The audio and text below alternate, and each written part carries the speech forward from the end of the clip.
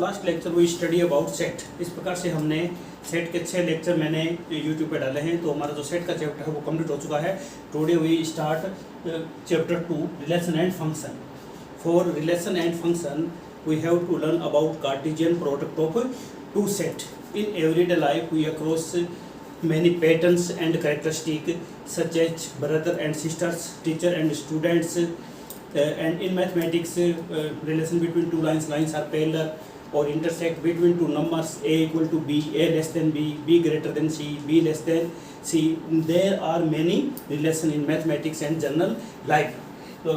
For this we define two pairs of objects. मान लीजिए हमारे पास एक सेट है, सेट ए और सेट बी। सेट ए के अंदर हमने मान लीजिए कलर्स लिए हैं रेड और ब्लू, और सेट बी के अंदर हमने माना है set a b c elements है। सेट ए जो है हमारे पास इसके अंदर 2 एलिमेंट्स है red and blue, and set b जो है उसके अंदर हमने लिया है बैग लिया है, कोट एंड शर्ट, 3 एलिमेंट है। अब देखिए इसके अंदर हम ये मान सकते हैं कि जो रेड कलर है वो बैग का भी हो सकता है, कोट का भी हो सकता है और शर्ट का भी हो सकता है। इसी तरीके से ब्लू कलर है वो रेड के लिए भी, ब्लू कलर है वो बैग के लिए भी हो सकता है, शर्ट के लिए भी हो सकता है और कोट के लिए भी हो सकता है। तीनों टाइप से ये हो सकता है। कहने का मतलब है अगर हम ए और बी के अंदर कोई ऑर्डर पेयर से डिनोट करते हैं तो हम उसको इस तरीके से करेंगे A cross B, red A, इसके बाद red B, red C,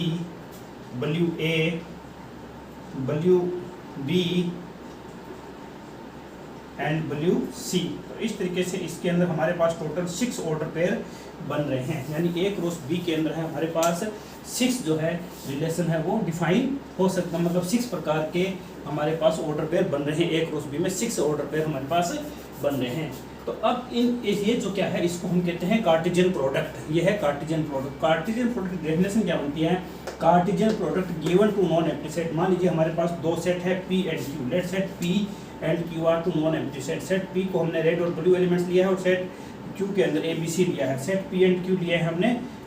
if the Cartesian product of P and Q is set of Cartesian product of P and Q का क्या होगा? Cartesian product of P and Q is the set of all order pair. Order pair क्या होता है? 2 elements को हमें एक छोटे ब्रैकेट में लिखना है। फर्स्ट एलिमेंट फर्स्ट सेट से लिया जाएगा और सेकंड एलिमेंट है वो सेकंड सेट से होगा। P and Q is the set of all order pair of elements P from Q, यानी एलिमेंट्स P का Q से क्या रिलेशन है? पहले एलिमेंट P का आएगा, अगर हम P क्रॉस Q लिखते हैं तो फर्स्ट एलिमेंट P से होगा और सेकंड एलिमेंट Q से होगा। तो मैथमेटिकली P क्रॉस Q है। कार्टेशियन प्रोडक्ट किस तरीके से लिखा जाता है? देखिए P cross Q equal to P comma Q, P belong to P and Q belong to Q। P belong to P होगा and Q belong to Q होगा। तो हम 2 सेट के अंदर कार्टेशियन प्रोडक्ट को इस तरीके से डिफाइन कर सकते हैं। अब हम एक एग्जांपल लेते हैं। मान लीजिए हमारे पास एग्जांपल 1 है। Let set A equal to 1 2 3 and set B equal to है हमारे पास 2,4। Then how can we write A cross B? Then A cross B equal to 1,2 1,4 2,2 2,4 3,2 3,4। तो इस तरीके से हम देखते हैं कि A क्रॉस B के अंदर टोटल 6 ऑर्डर पेयर बन रहे हैं। यहाँ पर number of element in set A क्या है? A में 2 एलिमेंट 3 एलिमेंट है और B के अंदर 3 एलिमेंट है। Number of element in set A equal to 3 and number of element in set B is 2। Then number of element in A cross B, and A cross B में number of element क्या होंगे? A cross B में number of element होंगे number of element in set A cross number of element in set B, यानी हमारे पास 3 cross 2, total 6 element आ जाएंगे। देखिए हमारे पास यहाँ पर टोटल 6 एलिमेंट बन रहे हैं। इसी तरीके से इसमें 3 एलिमेंट्स 2 एंड 3 एलिमेंट्स थे, इसमें भी 6 एलिमेंट्स बन सकते हैं। Number of element in A cross B equal to होता है NA cross NB। This is the formula for finding the number of element in cartesian product A cross B। Please note down this is important. Now we let example related to the Cartesian product. Cartesian product में ध्यान रखना है कि जो order pairs थे, 2 order pairs are equal, then first element is equal to first element and second element is equal to second element. तो cartesian product में क्या होता है कि अगर तो कार्टेशियन प्रोडक्ट में 2 ऑर्डर पेयर इक्वल है तो उसमें यह प्रॉपर्टी होती है कि जो फर्स्ट एलिमेंट है वो फर्स्ट के बराबर होता है, यानी x + 1 इक्वल टू क्या होगा? 3 and y minus 2 equal to 1 होगा। हमें x और y की वैल्यू फाइंड करनी है। दस x इक्वल टू हमारे पास हो जाएगा 3 minus 1 equal to 2 and y equal to 1 plus 2 equal to 3, यानी हमारे पास यहाँ पर y की वैल्यू 3 होगी और x की वैल्यू है वो 2 होगी। Similarly let second example x upon 3 plus 1 y minus 2 upon 3 equal to 5 upon 3 comma 1 upon 3। Find x and y, इसमें भी हमें x एंड y की वैल्यू फाइंड करनी है। तो इसमें भी यही फार्मूला लगेगा कि जो फर्स्ट एलिमेंट है वो फर्स्ट के बराबर है। x upon 3 plus 1 equal to हमारे पास आ जाएगा 5 अपॉन 3। दस x अपॉन 3 इक्वल टू हम लिख सकते हैं 5 अपॉन 3 माइनस 1, ये हो जाएगा हमारे पास 2 upon 3। x upon 3 equal to 2 upon 3, this implies x की वैल्यू हमारे पास क्या आ जाएगी 2, x की वैल्यू 2 आ गई। Similarly y minus 2 upon 3 equal to 1 upon 3, therefore y equal to हमारे पास क्या हो जाएगा 1 अपॉन 3 प्लस 2 अपॉन 3, इसको ऐड करेंगे तो y की वैल्यू 1, तो x equal to 2 and y equal to 1, यानी x की वैल्यू हमारे पास 2 आ गई और y की वैल्यू 1 आ गई। Now we take another examples. Example number 3। Example number 3 में हमें क्या दिया हुआ है, there is given 3 sets. Let set a equal to 1 2 3, set a हमारे पास है 1 2 3 and set b equal to है हमारे पास 3 4 and set c equal to है 4 5 6। क्या क्या फाइंड करना है हमें इसमें, फाइंड पार्ट 1 हमें इसमें दिया हुआ है a cross b intersection c। Second part हमें दिया हुआ है a cross b union c। अब मान लीजिए तीसरा पार्ट हमें ये दिया हुआ है a cross b intersection a cross c। इस तरीके से हमारे पास 3 पार्ट इसके अंदर हमें दिए हुए हैं जो हमें सॉल्व करने हैं। तो फॉर द फर्स्ट पार्ट का सॉल्यूशन हम क्या लिखेंगे, सबसे पहले हमें b इंटरसेक्शन c फाइंड करना पड़ेगा। तो इसमें देखिए b इंटरसेक्शन c क्या आ रहा है, b और c में कॉमन एलिमेंट कौन सा है 4, तो b इंटरसेक्शन c हमारे पास 4 हो गया। Now a cross b intersection c find करना है, तो a हमारे पास क्या है 1 2 3 और b के अंदर ओनली एलिमेंट है 4, तो हमारे पास पहले 1 के साथ 4 आ जाएगा, फिर 2 के साथ 4 एंड 3 के साथ 4। तो ये इसका फर्स्ट पार्ट हो गया a cross b intersection c। Second part हमें दिया हुआ है a cross b union c। तो पहले हम b यूनियन c फाइंड करेंगे। b यूनियन c हमारे पास हो जाएगा 3 4 5 एंड 6।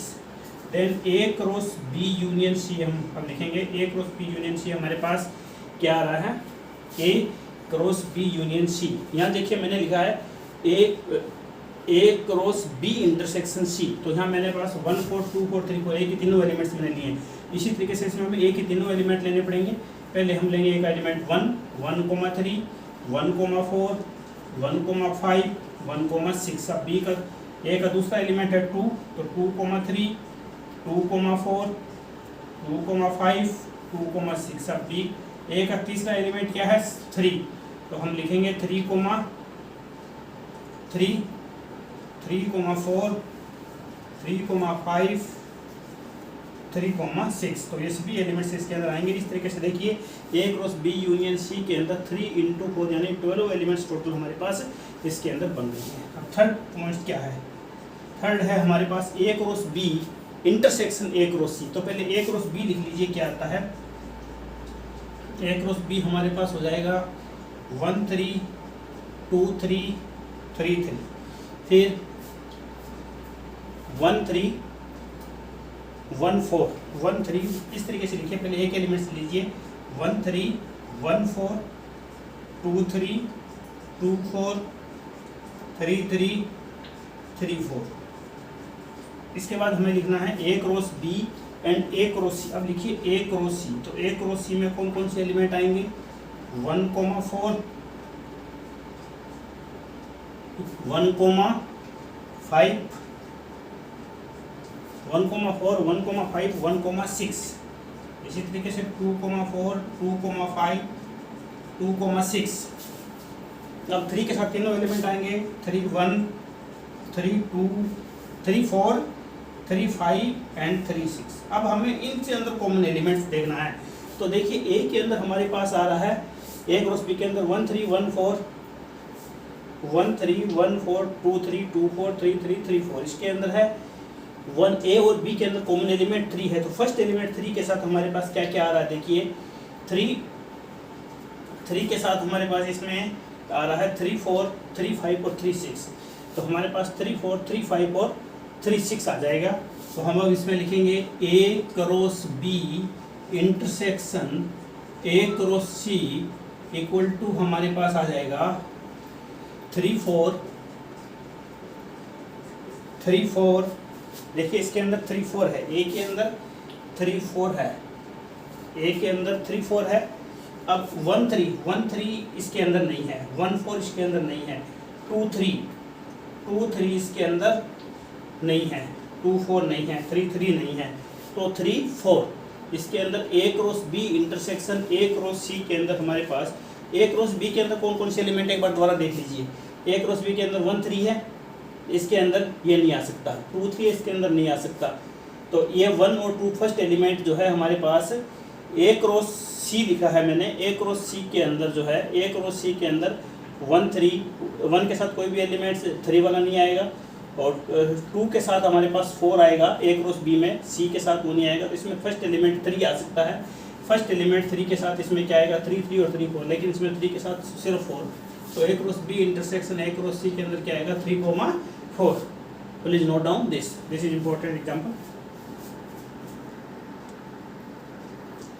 तो देखिए बच्चों इसमें A cross B intersection A cross C के अंदर 2 एलिमेंट्स हो रहे हैं, वो भी लिख लीजिए। A क्रॉस B के अंदर देखिए हमारे पास है 1 4, तो ये A क्रॉस C के अंदर ही है। इसी तरीके से हमारे पास है A क्रॉस B के अंदर है 2 4, और A क्रॉस C के अंदर भी है 2 4, तो ये एलिमेंट्स भी आएंगे 1 4 2 4, तो इसके अंदर 3 एलिमेंट्स हैं। Please note down this. Now let some other examples related to Cartesian product. Given that set P equal to 1, 2, then find P cross P. For find P cross P, first we find P cross P. P cross P equal to है हमारे पास 1, 1, 1, 2, 2, 1 and 2, 2. Now we have to find P cross P cross. तो P cross P का हम किससे multiply करेंगे 1, 2 से, 1, 2, तो हम लिख सकते हैं P cross P equal to 1, 1, 1, यानी पहले एलिमेंट 1 है वो सभी ऑर्डर पेयर के साथ आएगा, 1 2 1 2 1 1 2 2 1, एंड अब एलिमेंट्स 2 है वो सभी ऑर्डर पेयर के साथ लिखा जाएगा। तो किस तरीके से हम लिखेंगे देखिए 1 1 2 1 2 2 2 1 2 एंड 2 2 2, तो नंबर ऑफ एलिमेंट्स इसके अंदर टोटल नंबर ऑफ एलिमेंट्स 8 बन जाएंगे। तो हमारे पास देखिए A क्रॉस A की डेफिनेशन है कि A cross A equal to लिखा जाता है ABC, इस तरीके से ऑर्डर पेयर के रूप में लिखा जाता है, where ABC belong to set A, ABC belong to set A, set A के एलिमेंट्स मान लीजिए हमारे पास ABC है, तो A क्रॉस A ABC इस फॉर्म में लिखा जाता है, यानी तीनों एलिमेंट्स हमारे पास ऑर्डर पेयर की फॉर्म में लिखे जाते हैं। ये A क्रॉस A के लिए डेफिनेशन है, तो इसी से रिलेटेड ये एग्जांपल था। अब हमारे पास सेकंड मैंने एग्जांपल लिया, if A cross B equal to AX AY BX BY, then find A cross B, यानी हमें पता है कि फर्स्ट एलिमेंट फर्स्ट सेट का होता है और सेकंड एलिमेंट सेकंड सेट का होता है, तो फर्स्ट एलिमेंट इसमें A आ रहा है और B आ रहा है, तो सेट A इक्वल टू हो जाएगा A, B, second element second set का, सेकंड एलिमेंट्स हमारे पास है X एंड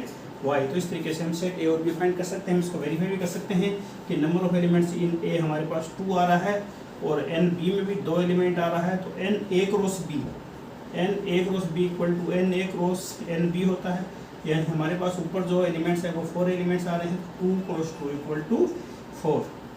अब इसके बाद हम नेक्स्ट एग्जांपल लेते हैं, एग्जांपल नंबर 6। हमें एग्जांपल दिया हुआ है कि A क्रॉस A हमारे पास कार्टेशियन प्रोडक्ट में दिया हुआ है A क्रॉस A का। A क्रॉस A के कार्टेशियन प्रोडक्ट्स में हमें 2 एलिमेंट दिए हुए हैं, -1, 0 and 0, 1। Other elements are missing, other elements हमें पता नहीं है कि इसके अंदर कौन कौन से एलिमेंट है। तो अब हमें क्या करना है कि सेट A को फाइंड करना है।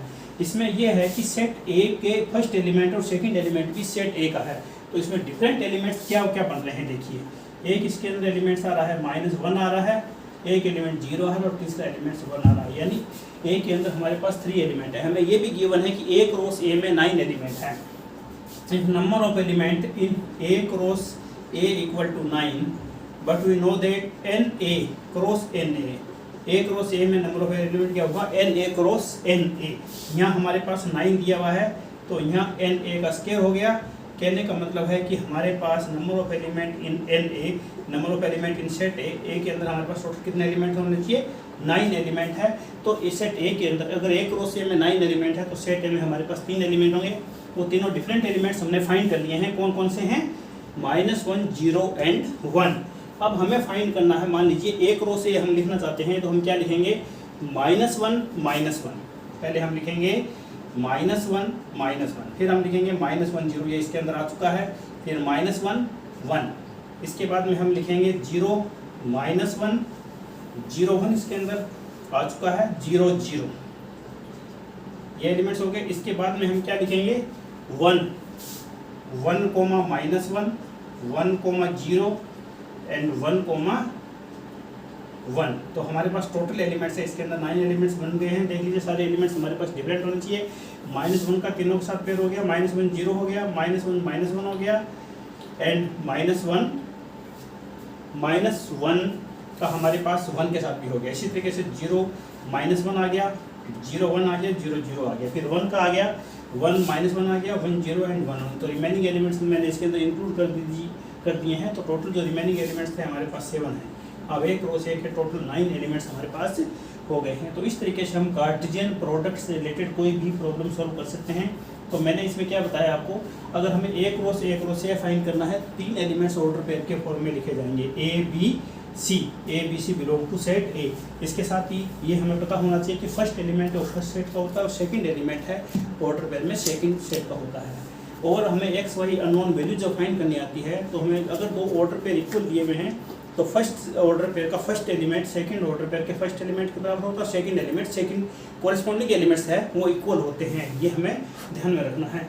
अब मान लीजिए हमारे पास जैसे R एक रियल नंबर का सेट है, अगर R क्रॉस R हम लिखना चाहते हैं तो हमारे पास क्या आएगा? x, y, where x belong to R and y। Please note down this is very important examples. इस तरीके से हमने आज कार्टेशियन प्रोडक्ट से रिलेटेड कुछ एग्जांपल्स किए हैं और एक्सरसाइज 2.1 आप लोग कंप्लीट कर सकते हो। तो आज की क्लास में यही ओवर करता हूँ। Thank you for watching.